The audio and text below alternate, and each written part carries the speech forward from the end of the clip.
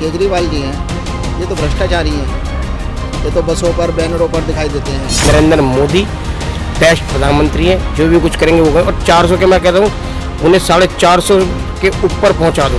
बहुत बड़ा मुद्दा है ये राम मंदिर। कब से नहीं बना राम मंदिर, इस सरकार में बना है। इससे पहले कितनी सरकारें आई, कितनी चली गई। किसी ने राम मंदिर का मुद्दा उठाया, किसी ने बनाया, किसी ने नहीं बनाया। हमारा देश दिन पे दिन तरक्की करता रहा, ये मोदी जी की वजह से कर रहा है। कांग्रेस का तो मानना यह है कि राम जी थे ही नहीं। उनका तो मेरे को आज तक धर्म ही पता नहीं लगा। उन्होंने मोदी जी को बोला कि कंस की औलादें, तो मैं नहीं समझता कि तुम अच्छे सीएम दिल्ली के बन सकते हो। लोगों घर बर्बाद कर दिए। एक के साथ एक लोगों ने सोना चांदी बेच करके एक के साथ एक फ्री के चक्कर में भर ली और पी गए। इस देश को सजाने में और संवारने में हमारे तमाम हिंदू भाई लगे हुए हैं। जानबूझ के लोग बग बेरोजगार बने हुए हैं, सबको सरकारी नौकरी चाहिए। यार कहाँ से आएंगी इतनी सरकारी नौकरी? 2024 में भी आएगी और 2029 में भी बहुत पूर्ण बहुमत से बीजेपी की ही सरकार आएगी। क्या है जनता की राय? लोकसभा चुनाव है, नजदीक हैं, और जिस तरीके से अरविंद केजरीवाल को जेल हुई है, प्रधानमंत्री नरेंद्र मोदी जिस तरीके से लगातार रैलियां कर रहे हैं और 400 पार का नारा दे रहे हैं, तो आज जानते हैं कि यहाँ पर मार्केट में लोगों की राय क्या है।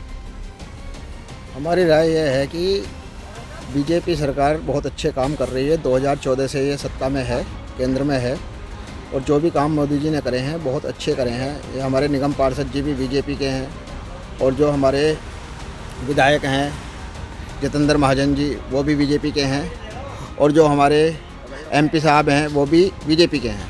तो बीजेपी हमारे क्षेत्र में बहुत अच्छा काम कर रही है और तरक्की हो रही है। ऐसा नहीं है कि तरक्की नहीं हो रही। और जो केजरीवाल जी हैं ये तो भ्रष्टाचारी हैं। ये तो बसों पर बैनरों पर दिखाई देते हैं और अब जेल में दिखाई दे रहे हैं आजकल। तो इन्होंने तो भ्रष्टाचार फैलाया है और कुछ नहीं करा है। ये राम मंदिर का मुद्दा कब से चल रहा था, ये हमारे बीजेपी सरकार ने कराया, योगी जी ने कराया है। लेकिन राम मंदिर कह रहे हैं कि ये कोई बड़ा इतना मुद्दा नहीं है, तो क्या इस बार चुनावी माहौल में राम मंदिर मुद्दा होगा इस बार? बहुत बड़ा मुद्दा है ये राम मंदिर। कब से नहीं बना राम मंदिर, इस सरकार में बना है। इससे पहले कितनी सरकारें आई, कितनी चली गई। किसी ने राम मंदिर का मुद्दा उठाया, किसी ने बनाया, किसी ने नहीं बनाया। ये वाजपेयी जी ने, अटल बिहारी वाजपेयी जी ने इसकी शुरुआत करी और ये मोदी जी के राज में मंदिर संपूर्ण हुआ है। लेकिन कांग्रेस तो कह रही है कि ये राम मंदिर जो बना है ये सिर्फ एक सियासी है, वोट पाने के लिए बना हुआ है। कांग्रेस तो ये मानती है कि रामचंद्र जी थे ही नहीं। कांग्रेस का तो मानना यह है कि राम जी थे ही नहीं। उनको तो इनवाइट करा था, वो तो वहाँ गए भी नहीं। वो तो अपना पप्पू जी जो हैं कहीं क्रिश्चियन बन जाते हैं, कहीं मौलवी बन जाते हैं और फिर कहीं भी मंदिर चले जाते हैं। उनका तो कोई धर्म ही नहीं है। उनका तो मेरे को आज तक धर्म ही पता नहीं लगा। वो मौलवी हैं या क्रिश्चियन हैं या हिंदू हैं या सनातनी हैं, उनका मेरे को कोई धर्म का पता नहीं लगा आज तक। वो तो कह रहे हैं कि मैं सब धर्म को एक साथ लेकर चल रहा हूँ। सब धर्म कैसे? मैं सनातनी हूँ तो मैं सनातनी हूँ ना। सब धर्म कैसे हो जाएंगे भाई? मैं सनातनी हूँ तो मैं भगवान श्री राम को मानता हूँ तो मैं श्री राम को मानूंगा ना, मैं अल्लाह को थोड़ी ना मानूंगा। तो इस बार जो 400 पार का नारा है उसमें लोग क्या क्या मुद्दों को देखकर वोट करेंगे? 400 पार का जो नारा है, इस बीजेपी के काम, या रोड बन रहे हैं, फ्लाईओवर बन रहे हैं, तरक्की है, खुशहाली है। लेकिन महंगाई भी तो है। महंगाई तो देखो कौन सी सरकार में नहीं आई बताओ? सभी सरकार में महंगाई है। महंगाई तो हिंदुस्तान में कुछ भी नहीं है। देखो और देशों में देखो क्या महंगाई है। पाकिस्तान का देखो क्या हाल है, वहाँ लोग बाग भूखे मर रहे हैं। टमाटर 200 रुपये किलो बिक रहा है, यहाँ तो 20 रुपये किलो बिक रहा है। तो जिस तरीके से आपका यहाँ पर बिजनेस है, तो कुछ कभी कोई समस्याएं आती हैं किसी तरीके? नहीं, हमें किसी तरीके से कोई समस्या नहीं आती। बीजेपी के राज में खुश हैं? हाँ बिल्कुल खुश हैं जी हम। और ये आगे भी 2024 में भी आएगी और 2029 में भी पूर्ण बहुमत से बीजेपी की ही सरकार आएगी। तो आपके सांसद मनोज तिवारी हैं, कितना उनको वोट मिलेगा यहाँ पर इस बार? वो फुल बहुमत से आएंगे, पूरा वोट उनको मिलेगा। उनके मतलब उनके कैंडिडेट, उनके टक्कर पे कोई है नहीं, किसी भी टक्कर पे। तो मनोज तिवारी के जो सामने खड़े होने की बात आ रही है कि उनके सामने कन्हैया कुमार आ रहे हैं, और जो शीला दीक्षित के बेटे हैं संदीप दीक्षित, उनका नाम सामने आ रहा है। संदीप दीक्षित या कन्हैया कुमार कुछ नहीं कर सकते, अपने तिवारी जी ही आएंगे। तिवारी जी में क्या खासियत है? खासियत वो जनता से जुड़े हुए हैं। अभी उनको बुलाओ, अभी आकर के खड़े हो जाएंगे। हमारे क्षेत्र में आते जाते रहते हैं, सुख दुख में सबके साथ हैं। अभी हमने 22 जनवरी का प्रोग्राम करा था, तो हमारे क्षेत्र में आए थे, यहाँ रुके, 1-1.5 घंटे रुके, उन्होंने भजन भी गाए, अपना तरीके से रुके, हमारे साथ में चाय नाश्ता करा। मतलब एक बार बोलते ही वो अयोध्या गए हुए थे, वहाँ से आए, हमने उनको बुलाया तो वो फ़ौरन आए यहाँ पर। यहाँ के विधायक जितेंद्र महाजन है, उनके बारे में भी हम जनता से जानना चाहेंगे, कैसे हैं यहाँ के विधायक और क्या सोचकर वो इस बार बीजेपी को वोट देने वाले हैं। यहाँ के जो विधायक है जितेंद्र महाजन जी, वो यहाँ के जो विधायक है जितेंद्र महाजन जी, वो अपनी जगह ठीक ठाक बंदे हैं और हम लोगों के बीच में आते रहते हैं और हम लोगों से पूछते रहते हैं भाई आप लोगों को इस प्रकार कोई समस्या है या नहीं, तो हम उनको क्लियर बता देते हैं कि भाई ये समस्या है, वो समस्या, वो समाधान कर देते हैं। सरिता सिंह यहाँ की विधायक थी और जितेंद्र महाजन यहाँ के अब विधायक हैं, तो कितना फर्क आ रहा है आप लोगों को?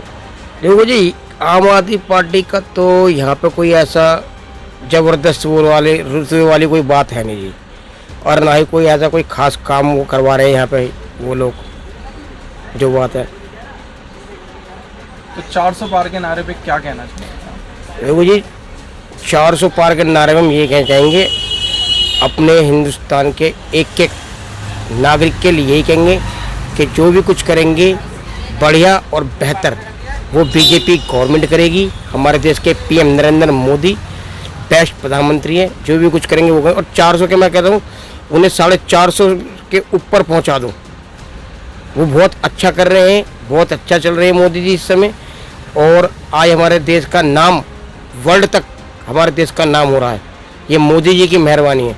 कल तक हम लोग हथियार खरीदते थे, आज हमारे देश के पीएम की वजह से हमारा देश हथियार बेच रहा है और हम करोड़ों डॉलर विदेशों से कमा रहे हैं। हमारा देश दिन पे दिन तरक्की करता रहा, ये मोदी जी की वजह से कर रहा।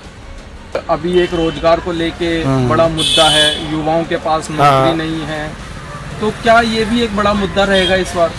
देखिए जी, रोजगार का तो ये है कि पूरे वर्ल्ड में हिंदुस्तान हमारा देश एक ऐसा देश है जहाँ पे काम की कमी नहीं है, यहाँ सिर्फ करने वालों की कमी है। यहाँ लोग बाग काम करना नहीं चाहते, काम की कमी नहीं है हिंदुस्तान में, काम बहुत है, इतना काम है कि लोग कर भी नहीं पाएंगे। रोजगार पूरा है, मगर जानबूझ के लोग बाग बेरोजगार बने हुए हैं, सबको सरकारी नौकरी चाहिए। यार कहाँ से आएंगी इतनी सरकारी नौकरी, कहाँ से आएंगी बताइए? कहाँ से इतनी नौकरियां आएंगी जो सरकार सबको सरकारी नौकरी दे? तो फिर तो एक जनसंख्या नियंत्रण पर भी एक कानून बनना चाहिए। जनसंख्या नियंत्रण का देखो जी, इस देश को सजाने में और संवारने में हमारे तमाम हिंदू भाई लगे हुए हैं और हम ही लोग एक बच्चा पैदा कर रहे हैं या 2 बच्चे पैदा कर रहे हैं, और तो अदर जो लोग हैं वो तो देश के बारे में सोच ही नहीं रहे। जो बात है, उनको अपनी आबादी भी तो बढ़ानी है, वो 20 करोड़ से फिर कैसे आएंगे आपके मुकाबले में? देखो जी, जो लोग ये सोच रहे हैं कि हमारी आबादी बढ़ रही है, उनकी आबादी नहीं बढ़ रही, वो अपना खुद नुकसान कर रहे हैं। वो अपना खुद कहाँ से आएंगे इतने घर? मान लो किसी घर में किसी ने 10 बच्चे पैदा कर लिए, रह रहे हैं 50 गज के मकान में, भैया वो 10 बच्चे जब बड़े होंगे, उनकी 10 की बहुएं आएंगी, शादी होंगी, वो कहाँ रहेंगे? अगर बच्चे पैदा करें तो आगे का फ्यूचर सोच के पैदा करो ना। हम आगे का फ्यूचर सोच रहे हैं कि भाई 2 बच्चे कर लो और अपने छोटे से घर में गुजारा कर लेंगे, ताकि कहीं बाहर ना भटकना पड़ेगा। सीएम अरविंद केजरीवाल कह रहे हैं मैं जेल से सरकार चलाऊंगा, भाजपा कह रही है जेल से तो सिर्फ गुंडे सरकार चलाते हैं, तो जनता क्या सोचती है, इस पर क्या विचार है? तो ये दिल्ली के अंदर सीएम केजरीवाल, पहली बात तो वो उनका खुद का अपना कोई सिस्टम ही, उनका तो खुद का मेथड ही मेरी समझ में नहीं आता। वो एक तरफ तो ये कहते हैं मैं एक पढ़ा लिखा और काफ़ी जानकार आदमी हूँ। जब आप पढ़े लिखे हो, जानकार होने के बाद भी वो अपने देश के पीएम को, ये गुजरात जब गए थे इलेक्शन लड़ने विधायक का, विधानसभा का, उन्होंने मोदी जी को बोला कि कंस की औलादें, जब तुम अपने पीएम के माता पिता को ही बदतमीजी से बोल रहे हो तो मैं नहीं समझता कि तुम अच्छे सीएम दिल्ली के बन सकते हो अपनी इन हरकतों से। क्या शराब घोटाला जो है वो क्या वाकई में ही आप लोगों को लगता है हुआ है या नहीं? देखो जी, शराब घोटाला हुआ तो है, अगर नहीं हुआ है तो अब ये जेल गए केजरीवाल जी, ईडी और सीबीआई जो भारत की जो जांच एजेंसियां हैं उन्होंने कोई सबूत हाई कोर्ट में दिए होंगे, सुप्रीम कोर्ट में भी दिए होंगे, तभी तो उन्होंने उनको केजरीवाल को गिरफ्तार करने के लिए वारंट इशू किए। अगर ऐसा कुछ नहीं होता, कोई सबूत नहीं मिला ईडी को या सीबीआई को, तो हमारे देश की जो कोर्ट है, अदालत है, वो उन्हें केजरीवाल को जेल नहीं भेजती। कुछ ना कहीं कुछ तो जो मामला है, लेकिन पूरी तरह पता नहीं पड़ रहा। देखो जी, शराब घोटाला तो कहीं ना कहीं से हुआ है, क्योंकि 50-50 लाख रुपए के, 80-80 लाख रुपए के इनको लाइसेंस इशू कराए गए, उसके ऊपर इन्होंने रिश्वत ली है। अब वो जिन्होंने लाइसेंस लिए हैं वो कहाँ जाएंगे बताओ ना। 1 साल भी इनका टेंडर नहीं चला, इनको बीच में ही निरस्त कर दिया गया। और आज तक बताओ किस सरकार में या किस देश में एक बोतल के साथ में 1 बोतल दारू की मुफ्त मिली है? आज तक कहीं ऐसा हुआ है? मेरे तो इतिहास में, मैंने आज मेरी 45-46 साल की उम्र हो गई है, मैंने तो आज तक कहीं ऐसा देखा नहीं है कि एक के साथ एक दारू फ्री बिकी हो। और आज भी दारू बिक रही है, तरीके से बिक रही है। इन्होंने घर बर्बाद कर दिए, एक के साथ एक लोगों ने सोना चांदी बेच करके एक के साथ एक फ्री के चक्कर में भर ली और पी गए, घर खराब कर दिए लोगों के। बताओ आज तक कहाँ इतिहास में ऐसा हुआ है कि एक के साथ एक दारू फ्री बिक रही है? एक के साथ एक साबुन तो फ्री मिलती नहीं है, इन्होंने दारू की बोतलें फ्री कर दी। लेकिन लगातार केजरीवाल जो है बिजली भी फ्री दे रहे हैं, पानी भी फ्री दे रहे हैं, तो बोतल फ्री दे रहे हैं, तो क्या दिक्कत है? तो अपने घर से थोड़ी ना दे रहे हैं बिजली फ्री अपने घर से थोड़ी ना दे रहे हैं, पानी फ्री अपने घर से थोड़ी ना दे रहे हैं। पैसे तो उनको सब गवर्नमेंट सब जा ही रहा है ना, जनता का जा रहा है, टैक्स से जा रहा है ना। वो इनके घर की एजेंसी थोड़ी ना कि बिजली फ्री कोई भी कर सकता है, कोई भी सरकार आकर के कर सकती है। बट पैसा कहाँ से आएगा? वो जल विभाग को पैसा देना पड़ रहा है, बिजली बोर्ड को पैसा देना पड़ रहा है ना। वो अपने घर से थोड़ी ना दे रहे हैं या अपनी सैलरी में से पैसा दे रहे हैं? ये बताओ। कोई भी कह सकता है मैं ये फ्री कर दूंगा, मैं वो फ्री कर दूंगा, अपने घर से थोड़ी ना पैसे दे रहे हैं। फ्री तो कुछ होना ही चाहिए। फ्री सिर्फ एजुकेशन और चिकित्सा, मेडिकल, 2 ही चीज़ फ्री होनी चाहिए, और उसके अलावा कुछ फ्री नहीं होना चाहिए। ना गेहूं ना अनाज, ये कोई फ्री नहीं होना चाहिए। स्कूलों की बात करी है तो दिल्ली के हम स्कूलों की बात करते हैं। क्या आपको लगता है कि आपके समय में और जो एक हमारा इस वक्त का समय है केजरीवाल का, स्कूलों में सुधार हुआ है? स्कूलों में सुधार देखो, सरकारी स्कूल का तो पता नहीं, बट प्राइवेट स्कूल वालों ने तो लूट मचा रखी है, कोई सुनवाई नहीं है। कोर्स भी वहीं से लेना पड़ेगा, जूते भी वहीं से लेने पड़ेंगे, ड्रेस भी वहीं से लेनी पड़ेगी, मनमानी की फ़ीस है, तो कोई तरीका नहीं है। कन्वेंस भी उन्हीं का होगा, सब तरीके से लूट मार कर रखी है। और प्राइवेट सरकारी का तो पता ही नहीं है। जो सरकारी टीचर हैं वो भी अपने बच्चों को प्राइवेट स्कूल में पढ़ा रहे हैं, तो गवर्नमेंट का तो मेरे को पता नहीं है भाई स्कूल का। बट प्राइवेट वालों ने लूट पूरी बचा रखी है, उस पर सरकार क्यों नहीं कुछ शिकंजा कसती? उनको कुछ तय माने के देती कि भाई तुम्हें इतनी फीस करनी चाहिए, किताबों का निर्धारित मूल्य इतना होना चाहिए। भाई किसी की जहाँ से एक मोनोपोली कर देते हैं कि उस बुक स्टोर से ही बुक्स लानी है, उस शूज़ सेंटर से ही जूते लाने हैं, उस ड्रेस वाले से ही ड्रेस लानी है। मतलब पूरा तरीके से इन्होंने गंद मचा रखा है। तो देखिए, तमाम ये एक बहुत बड़ा मुद्दा है इस वक्त दिल्ली का कि जिस तरीके से प्राइवेट स्कूलों ने अपनी मनमानी के खिलाफ स्कूल की ड्रेस से लेकर किताबों तक बड़ा खर्चा होता है। चलिए, एक बार में हम खरीद भी सकते हैं, लेकिन ये जो फीस का एक बहुत बड़ा स्ट्रक्चर बढ़ता जा रहा है, हर महीने किसी न किसी बहाने भी प्राइवेट स्कूल पैसा लेते रहते हैं। तो यहाँ पर इन लोगों की ये भी समस्याएं हैं। तो क्या अरविंद केजरीवाल ने जब कहा था कि हम स्कूल अच्छे बनाएंगे प्राइवेट से, तो क्या इन प्राइवेट स्कूल की जगह हम सरकारी स्कूलों में नहीं डाल सकते बच्चों को?